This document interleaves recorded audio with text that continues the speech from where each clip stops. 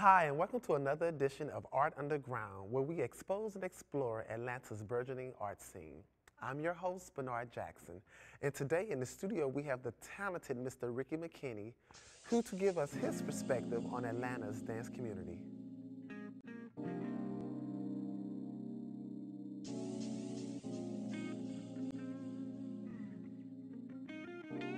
So how long have you been in Atlanta? I've actually been in Atlanta for 5 years. I would say on and off 3 years because the first 2 years I was actually on working on Raven Simone tour as well as working on a couple projects with Paris Hilton. And that took me away for 6 months, then came back for 6 months, and then took me away for 9 months. And now I've actually just been a resident in Atlanta, home, building business, building my brand here. You went on tour with Raven Simone? Yes, I did. What did she do? Raven Simone, well, most people know Raven as being this amazing actress, which she is, as well as comedian, but she actually is a recording artist as well. I actually danced on her tour, which is called This Is My Time, which is off of the album This Is My Time CD. Choreographed by Dougie Styles. And Dougie from here? Dougie from here. Oh, okay. Yes, okay. sir, and Mark Spalding. See, now, is Raven from Georgia? I heard she lives here or has a home or something. So right. Like most people think Raven is straight up Hollywood. She actually is from Atlanta, born and raised. And it's funny because she went to Hollywood and now she's actually on a show called The State of Georgia, which she is actually playing Georgia residents and a star that comes from Georgia, which is kind of crazy because it's basically an autobiography of her life. Is it filmed locally?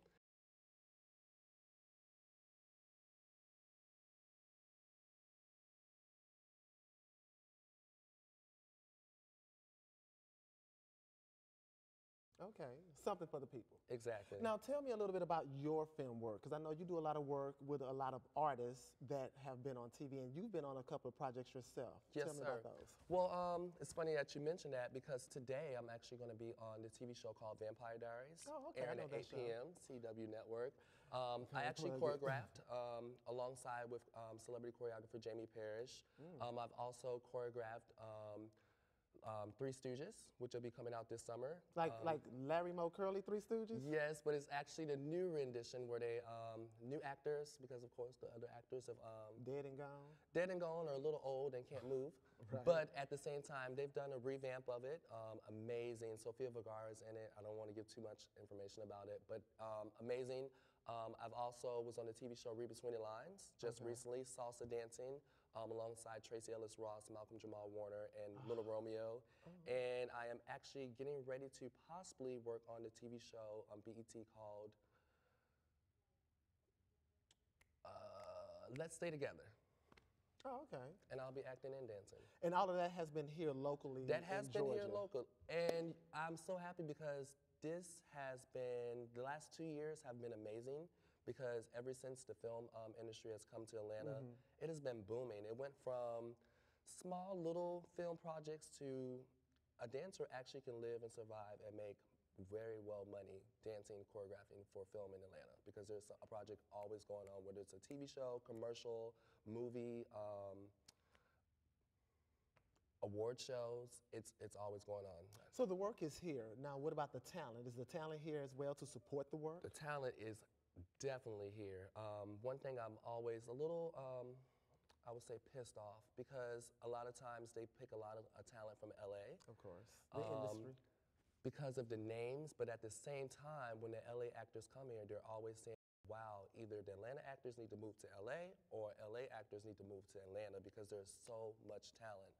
There are a lot of amazing producers, directors, makeup artists, actors, singers, dancers that are coming here and, like I said, working very well. And it's funny because a lot of my friends that live in New York, or actually a lot of our friends that live in New York, LA, even in London, are actually trying to come here because there's so much work. As well as there's a lot of tax breaks too. There are tax breaks. And that has happened within the last 2 years. I would say within the last, personally for me, it's happened within the last 2 years. Politically, I think it's happened within the last 3 years. Okay. Nice to hear that the art and entertainment industry is still surviving in this quote-unquote bad economy that we're supposedly in. Exactly, and it's crazy because a lot of my friends, I see so many of my friends that work 9-to-5 blue-collar jobs losing their jobs, like been on their jobs for 15, 16 years and they're losing it. And it's crazy because I personally can't say I've don't see those hardships. Mm-hmm. One reason is because if dancing isn't going well, meaning if there's not a movie going on or if there's not too much work, I do have the ability to transform and go to a teacher, or I can go to being an actor, or I can go and be into a model. So the work is here, and my main thing is I grew up with a single mother, and I didn't have money growing up. So now that I'm an artist and a professional, I do not want to starve. And saying that, I actually am getting ready to create a program for dancers, young generational dancers, where they actually can take dance classes and they don't have to pay anything because it's going to be a nonprofit. So you're starting your nonprofit. That's my goal this year. I'm actually working with a couple business partners where they're going to help me do that because my lifetime goal is to win the Nobel Peace Prize through arts and entertainment. I want to be Martin Luther King, but the dancing man of it. You know, I've always believed that the arts have the power to change lives. It and does. so it's wonderful that you're using your art to change lives. God bless you, because I mean, you already work for a not-for-profit industry, and Right. you're going to make a not-for-profit organization. And Good luck. And I've seen so many dancers,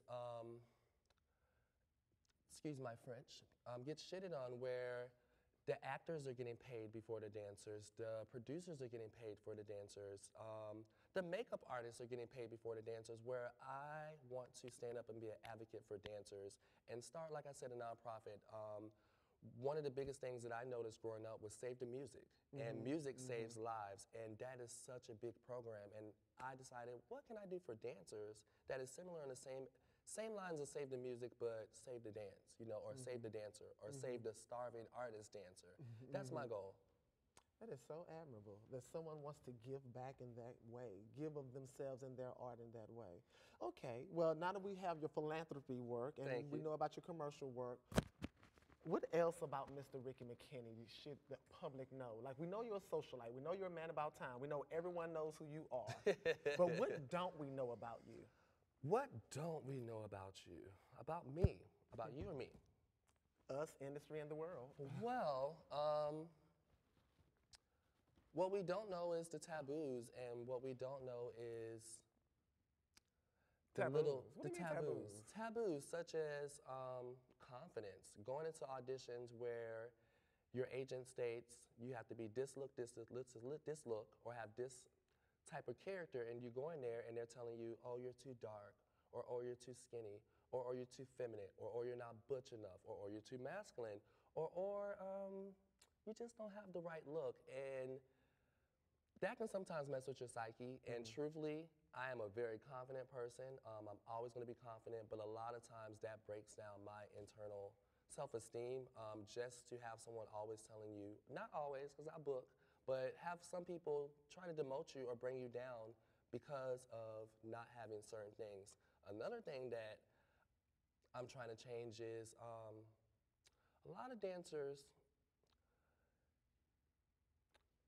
get caught up in having to do other things for the job, meaning Casting couch type of things? casting bed, actually. Instead of the Okay. couch, we're going to go to the bed, meaning right, there's a straight lot of there. dancers that feel as though in order to get the job, they might have to flirt with the producer or kiss the casting director or do things that are even beyond that. And it happens a lot and something that's not talked about, but it's something that is done every single day. Wow. Okay, well, we know about all the areas of the industry now, and we know about you and your areas of the industry. Give me its hope. If you could sum up the future of dance and your future in dance, or the art and entertainment industry as a whole, Yes? what would it be? You know, sky's the limit. I heard you mention earlier you want to be a creative director. Sky's the limit. What does the future Well, hold for you? truthfully, I want to be just like my mentor, Debbie Allen. And she is a good one. I would like to own my own school once again, so I can give back to the youth, because I believe if you plant your seeds will grow. Also, I want to live a legacy where my work is always seen. I want to have pictures of, which I actually have a few pictures with Keiko Guest, where if I pass away, I want to be just like So you are always going to see that one distinctive picture where you're like, wow, what's that guy? I remember him, even if I'm gone, you know. My main thing is I want to live a legacy and tell a story and tell my experience in this generation so that the next generation has something to be inspired by. Thank you so much, Mr. McKinney, for sharing your time and your talent Thank you, with us sir. today. We look forward to having you on the show again. Yes, sir. And Thank you. always get the leg up.